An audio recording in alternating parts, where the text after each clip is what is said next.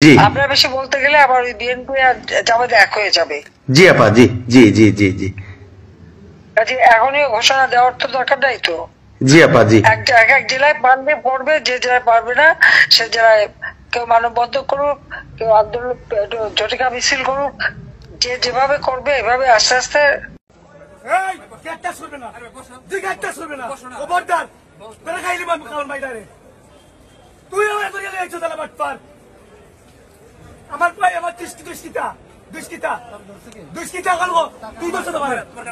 সরকার পতন করাবেন, পতন করাই আপনাদের আন্দোলন তো এখন পুরাটাই হচ্ছে গিয়ে জামাত শিবির আর বিএনপির দখলে চলে গেছে। তারেক জিয়ারে আবার ক্ষমতায় নিয়ে আসবেন যিনি দ্বন্দ্বপ্রাপ্ত। আন্দোলনের সঙ্গে শিক্ষার্থীরা সরাসরি জড়িত, আমরা এই আন্দোলনের সঙ্গে কখনোই সরাসরি জড়িত নই।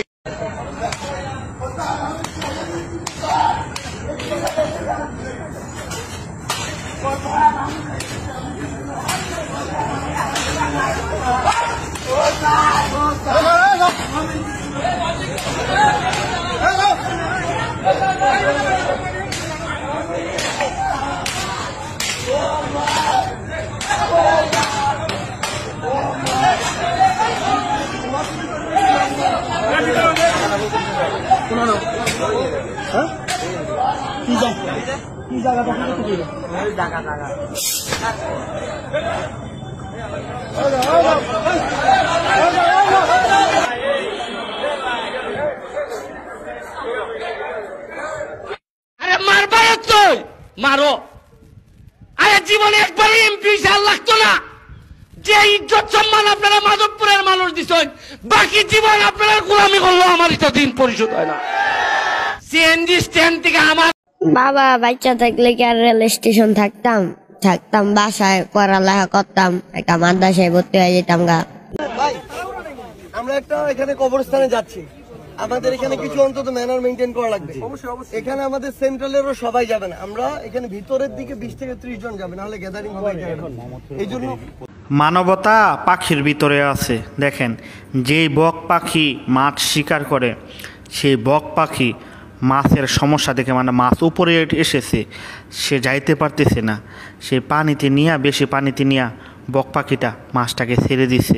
দেখছেন, সমন্বয়ক একজন 3 কোটি টাকার গাড়ি দিয়া ঘোরে, এক সময় 150 টাকার শার্ট গাছ দিয়ে আন্দোলন করছে, 100 টাকা দিয়ে ফ্যান কিনতো, আর এখন তো সে একটা শার্ট গাছ দিলে লাগে তার 10,000 হয়েছে। 16 বছর ধরে 17 বছর ধরে যারা জেলে আছে, যারা কনভিক্টেড, সেই বিচারিক প্রক্রিয়া ব্যাহত হবে। এই জিনিসটা আমাদের খুব পরিষ্কার করে মনে রাখার প্রয়োজন। এই বিচারিক প্রক্রিয়াকে নষ্ট করবেন না।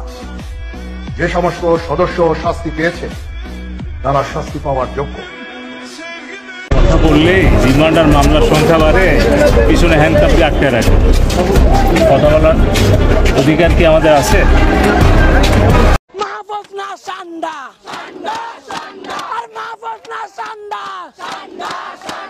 মাহফুজ না বোতল। ভাই আমি বাইরের মানুষ, ঠিক আছে? এখানে যারাই দেখতেছেন, আশেপাশে যারা দেখতেছেন, সবাই আপনার ভাই বোন, সবাই জানলেন না যে আমাদের দাবি চলবে না, চলবে না, চাঁদাবাজি চলবে না, চলবে না, চলবে না, চলবে না, আসিফের চাঁদাবাজি চলবে না, চলবে না। সার্জিস আলম, হাসানত আব্দুল্লাহ, উনাদেরকে একটা যৌক্তিক আন্দোলনে দেশের মানুষ সমর্থন করেছে, কিন্তু রাজনৈতিক স্ট্যান্ডবাজি উনারা যেভাবে করতেছে, এতে করে উনাদের কিন্তু জনপ্রিয়তা এখন ধস নেমে গেছে। যে সমন্বয়ক উপদেষ্টারা তারা যেভাবে মানুষের ভালোবাসা পাইছে, এখন তারা ডাকলে দেশের মানুষ আর আসবে না। একটা বিশ্ববিদ্যালয়ের স্টুডেন্ট, আপনার বয়স এখনো 30 পারো নাই, আপনি দেশের কি বুঝেন? আপনাকে রাজনীতিবিদদের সম্মান দিতে হবে, উনারা সেটা পারতেছে না। উনারা চাচ্ছে পুরা দেশটা উনাদের কথা মতো চলবে, এতে করে উনাদের অবস্থা আগামী দিন আরো খারাপ হবে।